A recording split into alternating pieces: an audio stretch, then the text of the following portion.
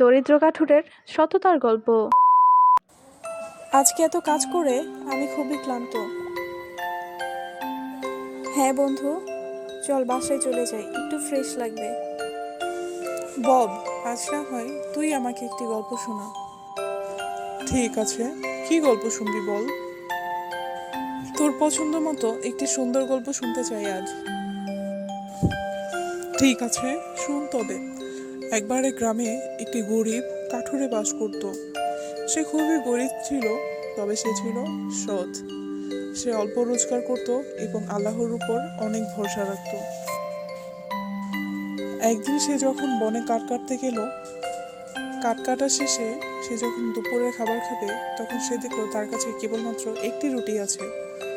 তখনই সে খেয়াল করলো তার পাশে একটি কুকুর তার দিকে মায়াবী চোখ নিয়ে তাকিয়ে আছে। সে বুঝতে পারলো কুকুরটি ক্ষুধার্ত। এই ভেবে সে নিজের খাবার রুটিটি কুকুরটিকে দিয়ে দিল। যদিও সে ক্ষুধার্ত ছিল, তাও সে ভাবলো খাবারটা হয়তো আজ কুকুরের বেশি দরকার। তারপর সেই দিন যখন সে কাঠ বিক্রি করতে দোকানে গেল, তখন তার প্রায় অনেকখানি আয় হলো, দ্বিগুণ আয় হলো।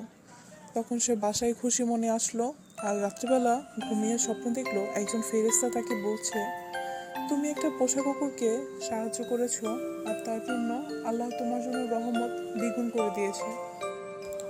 এই গল্প থেকে আমরা বুঝলাম, আমরা যদি আল্লাহর জন্য কিছু টাকা দান করি, আল্লাহ তা আমাদেরকে অনেক অনেক গুণে বাড়িয়ে আমাদেরকে ফিরিয়ে দেয়। ঠিকই বলেছিস বন্ধু, আমি আরও শুনতে যাব। শোনাবো, তবে আজ আর নয়, অন্য কোনো দিন।